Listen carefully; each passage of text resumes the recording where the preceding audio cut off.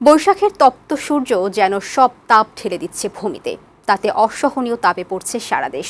আবহাওয়া অধিদপ্তর এই তাপমাত্রায় দেশজুড়ে হিট ওয়ার্নিং বা উচ্চ সতর্কতা জারি করেছে। এমন অবস্থায় খোলা জায়গায় থাকা মানুষের হিট স্ট্রোক সহ নানা রকম শারীরিক ঝুঁকি দেখা দিতে পারে বলে জানান আবহাওয়া ও জনস্বাস্থ্যবিদরা। বৈশাখের এই রুদ্র রূপ সহসাই যাবে না, তাই তাপমাত্রাও কমবে না। এর ওপর ঝড়েরও পূর্বাভাস দিয়েছে আবহাওয়া অধিদপ্তর। বিস্তারিত জানাচ্ছেন ফাহিম মোনায়েম। এমনিতে গ্রীষ্মের এই সময়টা খরতাপে পড়ে দেশের প্রকৃতি। এবার আরও অস্বাভাবিক হারে তাপ ছড়াচ্ছে সূর্য। তাতে তাপমাত্রার পারদ প্রতিদিনই উপরে উঠছে। সূর্যের তেজে সকাল থেকেই তেতে ওঠে পরিবেশ। বৈশাখের তপ্ত দুপুরে সূর্য যেন সব তাপ ছড়ায় প্রকৃতিতে।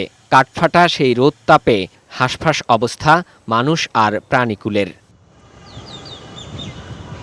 এই গরমে প্রয়োজনে যারা বের হয়েছে তাদের প্রাণ ওষ্ঠাগত প্রায়। জলবায়ু পরিবর্তন পরিবেশকে আরও তপ্ত করেছে। দেশের বেশিরভাগ অঞ্চলের জনজীবন বিপর্যস্ত। তার তো বেশি মনে হচ্ছে, আর জ্বলে যায়, গাওয়ার পর জ্বলে যায়। বাতাসেও গরম, বাতাস প্রচন্ড গরম, প্রচুর গরম, তাপেতে খুব টেকা কষ্ট।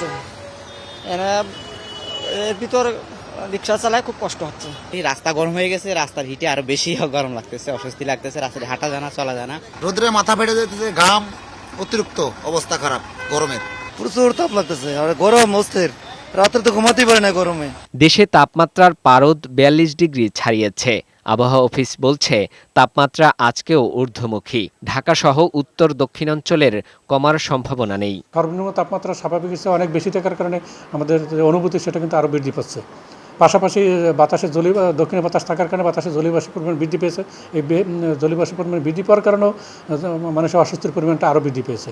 আবহাওয়া অধিদপ্তর বলছে এ অবস্থার মধ্যেই দেশের উত্তর পূর্বাঞ্চলের বিভিন্ন এলাকার ওপর দিয়ে ঘণ্টায় ৬০ থেকে ৮০ কিলোমিটার বেগে ঝড় বয়ে যেতে পারে। ঢাকায় এপ্রিল মাসে বৃষ্টিপাতের সম্ভাবনা নেই বললেই চলে। তবে দেশের উত্তর পূর্বাঞ্চলে কিন্তু আপনার সিলেট বা এর আশেপাশে অঞ্চলে পরবর্তী ৩ দিনের জন্য পূর্বাভাসেও বৃষ্টিপাতের সম্ভাবনা রয়েছে। এই গরমে এক নাগাড়ে বাইরে বেশি সময় না থাকা এবং দরকার না হলে বাইরে বের না হওয়ার পরামর্শ দিয়েছেন চিকিৎসকরা। ফাহিম মোনায়েম, বৈশাখী সংবাদ, ঢাকা।